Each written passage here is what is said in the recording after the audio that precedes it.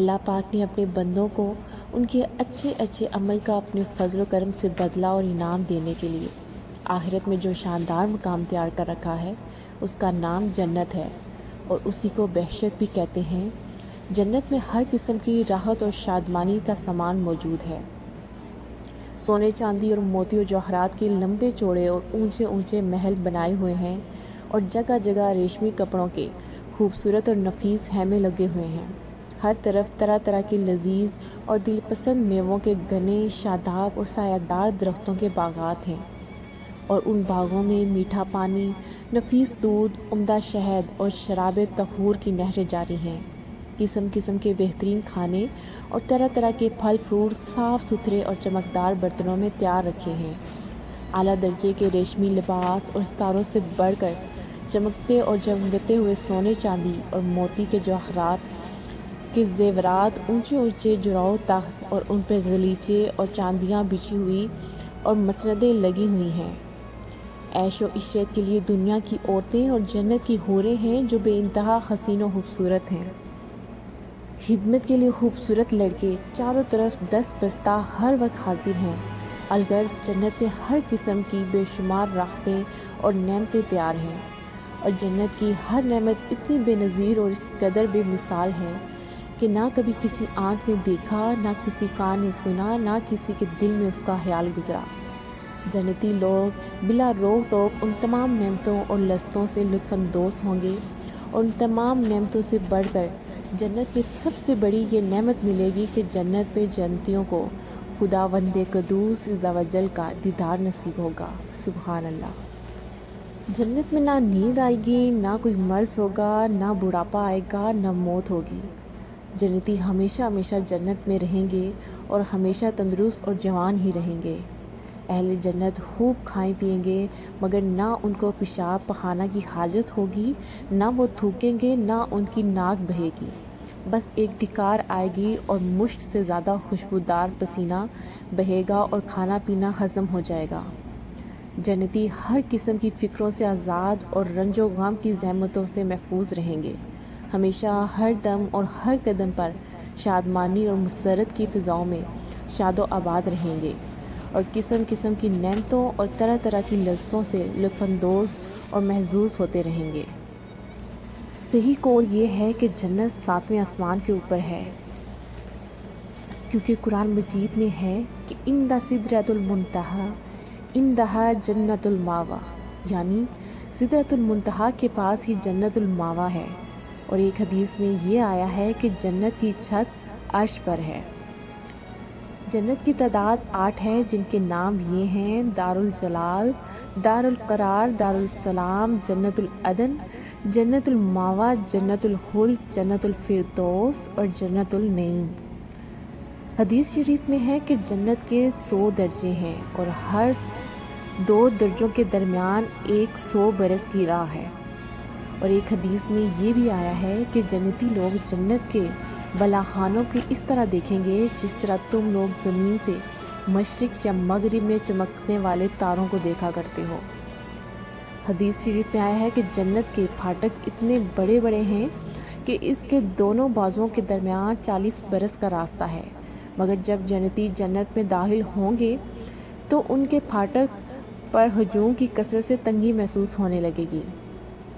جنت کے باغوں کے بارے میں حضور اکرم صلی اللہ علیہ وسلم کا ارشاد ہے کہ مومن جب جنت میں داخل ہوگا تو وہ 70,000 ایسے باغات دیکھے گا کہ ہر باغ میں 70,000 درخت ہوں گے، اور ہر درخت پر 70,000 پتے ہوں گے، اور ہر پتے پر یہ لکھا ہوگا: لا الہ الا اللہ محمد رسول اللہ، اور ہر پتے کی چوڑائی مشرق سے مغرب تک کے برابر ہوگی۔ اور ایک روایت میں ہے کہ جنت کے تمام درختوں کے تنے سونے کے ہیں۔ جنت کی عمارتوں میں 1 اینٹ سونے کی اور 1 اینٹ چاندی کی، اور اس کا گارا نہایت ہی خوشبودار مشک کا ہے، اور اس کی کنکریاں موتی اور یاقوت ہیں، اس کی دھول زعفران ہے۔ اور یہ بھی مروی ہے کہ بعض عمارتیں نور کی اور بعض یاقوت سرخ کی اور بعض زمرد کی ہیں۔ جنت میں میٹھا پانی، شہد، دودھ اور شراب کی نہریں بہتی ہیں۔ جب جنتی پانی کی نہر میں سے پئیں گے تو انہیں ایسی حیات ملے گی کہ پھر انہیں موت نہ آئے گی، اور جب دودھ کی نہر میں سے نوش کریں گے تو ان کے بدن میں ایسی خرابی پیدا ہوگی، پھر کبھی لاغر نہ ہوں گے، اور جب شہد کی نہر میں سے پی لیں گے تو انہیں ایسی صحت و تندرستی مل جائے گی کہ پھر کبھی وہ بیمار نہ ہوں گے، اور جب شراب کی نہر میں سے پلائے جائیں گے تو انہیں ایسا مسحت اور خوشی کا سرور حاصل ہوگا کہ پھر کبھی وہ غمگین نہ ہوں گے۔ یہ چاروں نہریں ایک حوض میں گر رہی ہیں جس کا نام حوض کوثر ہے۔ یہ حوض حضور اکرم صلی اللہ علیہ وسلم کا وہ حوض کوثر ہے جو ابھی جنت کے اندر ہے، لیکن قیامت کے دن میدان محشر میں لایا جائے گا، جہاں حضور اکرم صلی اللہ علیہ وسلم اس حوض سے اپنی امت کو سیراب فرمائیں گے۔ سبحان اللہ۔ ان چاروں نہروں کے علاوہ جنت میں دوسرے چشمے بھی ہیں جن کے نام یہ ہیں: کافور، زنجبیل، سلسبیل، راحق اور تسنیم۔ ہر جنتی، خواہ بچپن میں مرا ہو یا بوڑھا ہو کر وفات پائی ہو، ہمیشہ جنت میں اس کی عمر 30 ہی برس کی رہے گی، اس سے زیادہ کبھی اس کی عمر نہ بڑھے گی، اور وہ ہمیشہ ہمیشہ اس طرح جوان رہتے ہوئے آرام اور راحت کی زندگی بسر کرتا رہے گا۔ ادنیٰ درجے کے جنتی کو 80,000 خادم اور 72 بیویاں ملیں گی، اور اس کے لیے موتی اور زمرد یاقوت کا اتنا لمبا چوڑا خیمہ گاڑا جائے گا جتنا کہ جابیہ اور صنعا کے 2 شہروں کے درمیان فاصلہ ہے۔ جنت میں حوروں کا جلسہ ہوگا جس میں حوریں اس مضمون کا گانا سنائیں گی کہ ہم ہمیشہ رہنے والیاں ہیں تو ہم کبھی فنا نہ ہوں گی، ہم چین میں رہنے والیاں ہیں تو ہم کبھی غمگین نہ ہوں گی، ہم خوش ہونے والیاں ہیں تو ہم کبھی ناراض نہ ہوا کریں گی۔ مبارکباد ہے ان کے لیے جو ہمارے لیے ہوں اور ہم ان کے لیے ہوں۔ جنت کے بازار کے بارے میں فرمان ہے کہ ہر جمعے کے دن جنت میں ایک بازار لگایا جائے گا، اس میں شمالی ہوا چلے گی جو جنتیوں کے چہروں اور کپڑوں پر لگے گی تو ان کے حسن و جمال میں نکھار پیدا ہو کر وہ بہت زیادہ خوبصورت ہو جائیں گے، اور جب وہ بازار سے پلٹ کر اپنے گھر جائیں گے تو ان کے گھر والے کہیں گے تم تو خدا کی قسم حسن و جمال میں بہت بڑھ گئے ہو، تو یہ لوگ کہیں گے کہ ہمارے پیچھے تم لوگوں کا حسن و جمال بھی بہت بڑھ گیا ہے۔ جنت میں اللہ کا پاک کا دیدار ہوگا۔ حضور اکرم صلی اللہ علیہ وسلم کا ارشاد ہے کہ جب جنتی جنت میں داخل ہو جائیں گے تو خدا عز و جل کا ایک منادی یہ اعلان کرے گا کہ اے اہل جنت، ابھی تمہارے لیے اللہ عز و جل کا ایک اور وعدہ بھی ہے۔ تو اہل جنت کہیں گے کہ اللہ عز و جل نے ہمارے چہروں کو روشن نہیں کر دیا؟ کیا اللہ عز و جل نے ہم کو جہنم سے نجات نہ دی، جنت میں داخل نہیں کر دیا؟ تو منادی جواب دے گا کہ کیوں نہیں۔ پھر ایک دم خداوند قدوس عز و جل اپنے حجاب اقدس کو دور فرما دے گا تو جنتیوں کو اس سے زیادہ جنت کی کوئی نعمت پیاری نہ ہوگی۔